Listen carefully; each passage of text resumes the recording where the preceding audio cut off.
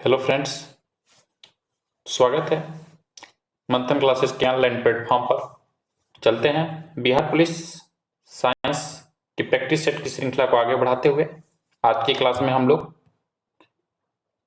विज्ञान के कुछ महत्वपूर्ण प्रश्नों पर चर्चा करते हैं। फ्रेंड, एक सूचना थी, आपको बता दें, संविधान का एक नया बैच लेके हम आए हैं, जिसमें हम राष्ट्रपति से शुरू किए हैं संविधान को, जिसमें हम संपूर्ण संविधान को चैप्टर वाइज कवर कराएंगे, जिसमें हम एक क्लास ले चुके हैं। तो फ्रेंड, आप उस सेशन से जुड़िए और अधिक से अधिक उस क्लास को अपने फ्रेंडों में शेयर करिए। चलिए चर्चा करते हैं आज के पहले सवाल पे।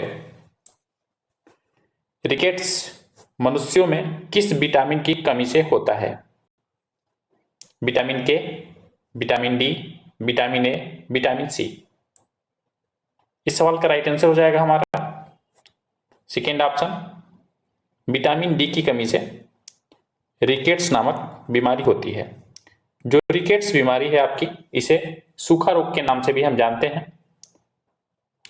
और विटामिन डी का वैज्ञानिक नाम की बात करें, इसका क्या नाम है, यहां से भी सवाल पूछता है, तो इसका नाम है कैल्सीफेरॉल।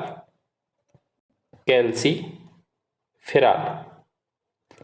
और विटामिन डी के स्रोत की बात करें कि विटामिन डी के कौन कौन से स्रोत हैं, तो इसमें मछली है, अंडे हैं, मशरूम है, ये विटामिन डी के स्रोत हैं। विटामिन के की कमी से कौन सा रोग होता है? तो विटामिन के जो होता है आपके रक्त को थक्का बनाने में सहायता करता है। विटामिन ए का वैज्ञानिक नाम रेटिनॉल होता है, और यह विटामिन ए की कमी से हमें रतौंधी रोग होता है। ये आंख से संबंधित बीमारी है, रतौंधी रोग होता है विटामिन ए की कमी से। जानते रहेंगे, रतौंधी होता है। विटामिन सी आपका रासायनिक नाम हो जाएगा एस्कॉर्बिक अम्ल, और इसकी कमी से कौन सी बीमारी होती है? तो बीमारी का नाम है स्कर्वी रोग। स्कर्वी रोग जो होता है आपका विटामिन सी की कमी से होता है। तो इन पॉइंटों को भी आप याद रखेंगे। बढ़ेंगे अगले सवाल की तरफ। प्रोटीन कैलोरी कुपोषण के कारण रिक्त स्थान दे रहा होता है। मरासमस, रिकेट्स, बेरी, वल्क त्वचा। तो हमारा राइट आंसर हो जाएगा इस सवाल का पहला ऑप्शन, मरासमस आपका राइट आंसर बनेगा। रिकेट्स पहले नंबर सवाल में हम पढ़ चुके हैं, जिसे हम सूखा रोग के नाम से भी जानते हैं, विटामिन डी की कमी से होता है। बेरी विटामिन B1 की कमी से होता है। पढ़ेंगे अगले सवाल की तरफ। निम्नलिखित में से किस स्थान पर आपके जी गुरुत्वीय त्वरण का मान सर्वाधिक होता है? माउंट एवरेस्ट की चोटी पर, कुतुब मीनार के ऊपर, भूमध्य रेखा पर, अंटार्कटिका के कैंप में। तो पृथ्वी पर अगर बात करें जी के मान का, कि पृथ्वी पे जी का मान, पृथ्वी की सतह पे जी का मान कितना होता है, तो ये होता है 9.8 मीटर प्रति सेकेंड स्क्वायर। पृथ्वी की सतह से गहराई के साथ, पृथ्वी की सतह से जैसे ही गहराई के साथ जी का मान क्या होता है, घटने लगता है। और जी का मान ध्रुव पर अधिक होता है। कहां पे अधिक होता है?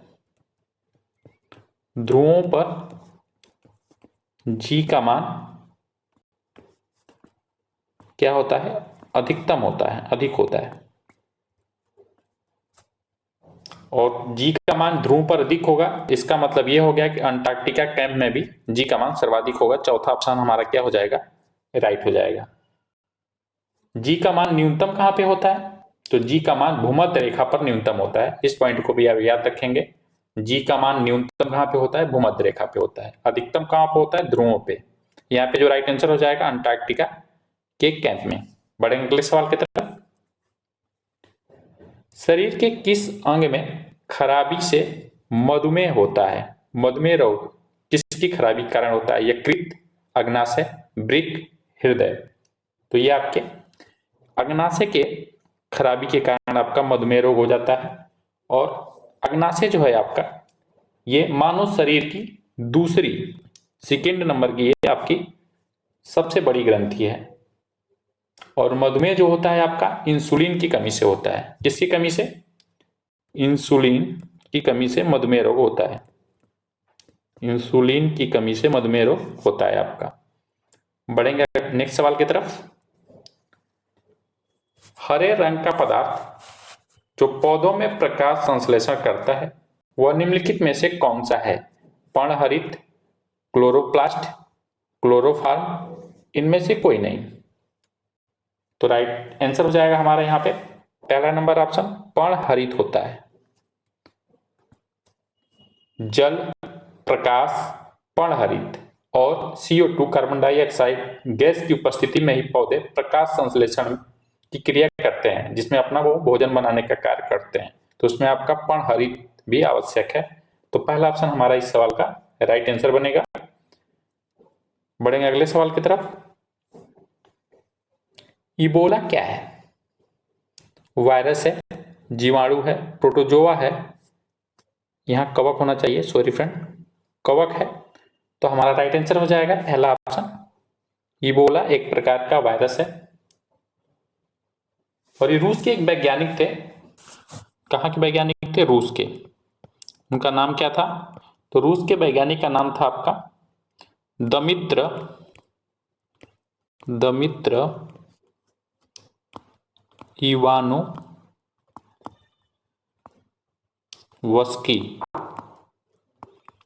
इन्होंने ही आपके वायरस की खोज की थी, इबोला वायरस की। और इबोला वायरस में जो होता है यह एक रक्तस्रावी बुखार के रूप में होता है व्यक्ति को। और इसका जो पहले बार सिम्टम देखे गए थे ये आपका 1976 में यह अफ्रीका में देखा गया था। और वहीं के नदी के नाम पर इसका नाम इबोला पड़ गया था। तो हमारा राइट आंसर क्या हो जाएगा इस क्वेश्चन का? पहला ऑप्शन, वायरस। गाइटर रोग आयोडीन की कमी से होता है। यह निम्न में से किस क्षेत्र में व्याप्त हो सकता है? तटीय क्षेत्र, पहाड़ी क्षेत्र, रेगिस्तानी क्षेत्र, इनमें से कोई नहीं। बताएंगे फ्रेंड क्या राइट आंसर हो जाएगा क्वेश्चन नंबर 7 का? तो राइट आंसर हो जाएगा हमारा यहाँ पे सेकेंड ऑप्शन, पहाड़ी क्षेत्र, जिसे हम घेघा रोग के नाम से भी जानते हैं। विटामिन ए मुख्यतः कहाँ संग्रहित होता है? फेफड़ा में, वृक्क में, छाती में, यकृत में। तो शरीर में जो विटामिन ए का संग्रहण होता है वो यकृत में होता है। चौथा ऑप्शन हमारे इस सवाल का राइट आंसर हो जाएगा। और यकृत जो होती है ये मानव शरीर की सबसे बड़ी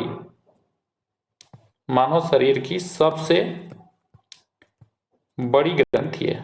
सबसे बड़ी ग्रंथि यकृत है। और यकृत पित्त का भी श्रावण करती रहती है। और पित्त जो होता है आपको भोजन पचाने में सहायक होता है। बढ़ेंगे अगले सवाल की तरफ। मादा क्यूलेक्स मच्छर निम्नलिखित में से किस रोग की वाहक है? मलेरिया, फाइलेरिया, रिंग वर्म या दांत, इनमें से कोई नहीं। तो राइट आंसर हो जाएगा सेकेंड ऑप्शन हमारा, फाइलेरिया की वाहक है आपकी मादा क्यूलेक्स मच्छर। थायराइड ग्रंथि कहाँ स्थित होती है? यकृत में, गला में, कांक में, अग्नाशय में। तो राइट आंसर हो जाएगा हमारा सेकेंड ऑप्शन, गला में थायराइड ग्रंथि पाई जाती है। और यह हार्मोन्स का उत्पादन भी करती है। साधारण नमक का रासायनिक नाम निम्नलिखित में से क्या है? Calcium carbonate, sodium carbonate, sodium chloride, sodium bicarbonate. तो राइट आंसर हो जाएगा हमारा इस सवाल का थर्ड ऑप्शन, सोडियम क्लोराइड। इसके सूत्र की बात करें तो NaCl होता है, NaCl, sodium chloride. Sodium carbonate जो होता है आपका, सोडियम कार्बोनेट यह आपका वॉशिंग सोडा का रासायनिक सूत्र होता है। बढ़ेंगे अगले सवाल की तरफ। तारों का रंग किस पर निर्भर करता है? उसके तापमान पर, उसके दाब पर, उसके आई पर, सौरमंडल से उसकी दूरी पर। जो तारों का रंग है उनके तापमान पर यह निर्भर करता है। पहला ऑप्शन हमारा इस सवाल का राइट आंसर बनेगा। प्लास्टर ऑफ पेरिस का रासायनिक नाम है calcium chloride, calcium nitrate, calcium sulphate, hemihydrate, इनमें से कोई नहीं। तो राइट आंसर हो जाएगा third option calcium sulphate hemihydrate आपका रासायनिक नाम हो जाएगा। इसके सूत्र की बात करें, यहां से आपके सवाल अक्सर देखने को मिलते हैं, इसका सूत्र भी पूछ लेता है कभी कभी। तो CaSO4 हाफ H2O ये इसका सूत्र होता है। इसका उपयोग आपका कैल्शियम प्लास्टर ऑफ पेरिस का जो उपयोग किया जाता है आपका टूटी हुई हड्डियों को जोड़ने के लिए, आपके डॉक्टर इसका प्रयोग करते हैं खिलौना बनाने में, मूर्ति बनाने में, सजावटी वस्तु बनाने में प्लास्टर ऑफ पेरिस का प्रयोग किया जाता है। कैंडिला मात्रक है ज्योति फ्लक्स, ज्योति प्रभाव, ज्योति दाब, ज्योति तीव्रता। बताएंगे फ्रेंड क्या राइट आंसर हो जाएगा क्वेश्चन नंबर 14 का? तो राइट आंसर बनेगा हमारा चौथा ऑप्शन ज्योति तीव्रता का आपका मात्रक है। बढ़ेंगे अगले सवाल की तरफ। पानी का घनत्व अधिकतम होता है 100 डिग्री सेल्सियस पर, 4 डिग्री सेल्सियस पर, 0 डिग्री सेल्सियस पर, -4 डिग्री सेल्सियस पर। तो जल का घनत्व सबसे अधिकतम जो होता है 4 डिग्री सेल्सियस पर होता है। सेकेंड ऑप्शन हमारा इस सवाल का राइट आंसर हो जाएगा। बढ़ेंगे अगले सवाल की तरफ। समुद्र में पलवन करते आइसबर्ग का कितना भाग समुद्र के सतह के ऊपर रहता है? 1/9 भाग, 1/10 भाग, 1/6 भाग, 1/4 भाग। समुद्र में जो आपका बर्फ जो आपका तैरता रहता है, ये पूछा जा रहा है कि उस आइसबर्ग का कितना भाग समुद्र के सतह के ऊपर रहता है। तो हमारा राइट आंसर हो जाएगा यहाँ पे सेकेंड ऑप्शन 1/10 भाग। कभी कभी इससे टकरा के जो हमारी जल की जहाजें हैं दुर्घटनाग्रस्त भी हो जाती हैं, क्योंकि इसका ज्यादा भाग समुद्र के अंदर होता है, केवल 1/10 भाग समुद्र के ऊपर दिखता है। मानव आंख की रेटिना पर कैसा प्रतिबिंब बनता है? वास्तविक तथा उल्टा, वास्तविक तथा सीधा, वास्तविक तथा उल्टा, आभासी तथा सीधा। तो मानव आंख की रेटिना पे जो प्रतिबिंब बनता है ये वास्तविक बनता है और उल्टा बनता है। तो हमारा राइट आंसर हो जाएगा पहला ऑप्शन। बढ़ेंगे अगले सवाल की तरफ। किस तत्व के परमाणु में दो प्रोटॉन जिस तत्व के परमाणु में 2 प्रोटॉन, 2 न्यूट्रॉन और 2 इलेक्ट्रॉन हो उस तत्व का द्रव्यमान संख्या कितनी होगी? तो किसी तत्व के द्रव्यमान संख्या जो होती है उसके नाभिक में उपस्थित प्रोटॉन एवं न्यूट्रॉनों की संख्या के योग के बराबर होती है। तो हम कह सकते हैं कि द्रव्यमान संख्या बराबर आपका हो जाएगा प्रोटॉन प्लस न्यूट्रॉन। तो आपका कितना दिया है 2 प्रोटॉन और प्लस 2 न्यूट्रॉन, टोटल कितना हो जाएगा 4। तो राइट आंसर क्या हो जाएगा हमारा यहाँ पे सेकेंड ऑप्शन। तो द्रव्यमान संख्या क्या हो जाएगा 4 हो जाएगा। बढ़ेंगे अगले सवाल की तरफ। निम्नलिखित में से सबसे भारी धातु है तांबा, यूरेनियम, एल्युमिनियम, चांदी। बताएंगे फ्रेंड क्या राइट आंसर हो जाएगा हमारा?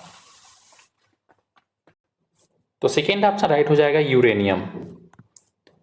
यूरेनियम के परमाणु भार की बात की जाए तो ये आपका 238.03 होता है। बॉक्साइट अयस्क है लोहे का, एल्युमिनियम का, तांबे का, सोने का। तो बॉक्साइट जो है होता है एल्युमिनियम का होता है, सेकेंड ऑप्शन राइट होगा। बढ़ते हैं अगले सवाल की तरफ। स्टेनलेस स्टील एक मिश्र धातु है, लोहे और निकेल की, लोहे और क्रोमियम की, तांबे और क्रोमियम की, क्रोमियम और निकेल की। तो राइट आंसर हो जाएगा हमारा चौथा ऑप्शन, क्रोमियम और निकेल की आपकी ये मिश्र धातु है स्टेनलेस स्टील। निम्न में से किसे शुष्क बर्फ कहते हैं? मोस्ट इंपोर्टेंट क्वेश्चन, ये बार बार आपको सवाल एग्जाम में देखने को मिलते हैं। निर्जलित बर्फ होते हैं, पहाड़ों पर पड़ी बर्फ होती है, ठोस कार्बन डाइऑक्साइड होती है, ठोस कार्बन मोनोऑक्साइड होती है। तो जो शुष्क बर्फ होता है ये आपका ठोस कार्बन डाइऑक्साइड होता है और इसे हम शुष्क हिम के नाम से भी जानते हैं। जो ठोस कार्बन डाइऑक्साइड होता है अगर इसे गर्म किया जाए कभी तो ये सीधे गैस में परिवर्तित हो जाता है। ये ठोस से सीधे किस में परिवर्तित हो जाएगा? गैस में परिवर्तित हो जाता है। और जो इसका उपयोग किया जाता है यह आइसक्रीम बनाने में शीतलक के रूप में, ठंडा करने के रूप में इसका प्रयोग लिया जाता है। मोस्ट इंपोर्टेंट क्वेश्चन, 4 स्टार का क्वेश्चन है ये आपका। एम्फीबिया बताता है बहुत तेज से चलने वाली नाव को, केवल जल में ही रह सकने वाले पशुओं को, केवल स्थल पर रह सकने वाले पशुओं को, जल एवं स्थल दोनों पर रह सकने वाले पशुओं को। तो राइट आंसर हो जाएगा हमारा इसका चौथा ऑप्शन, जल और स्थल जो दोनों में रहते हैं उन्हें एम्फीबिया के नाम से जानते हैं। अगर एक एग्जाम्पल की बात करें तो इसमें आपका मेढक हो जाएगा, टोड हो जाएगा, ये आपके इसके एग्जाम्पल हो जाएंगे एम्फीबिया के। एम्फीबिया मतलब उभयचर वर्ग में आते हैं, जितने भी इसमें आते हैं रहने वाले उभयचर कहते हैं उन्हें।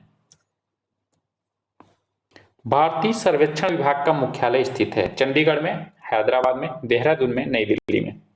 तो राइट आंसर हो जाएगा देहरादून में आपका स्थित है, थर्ड ऑप्शन राइट आंसर हो जाएगा इस सवाल का।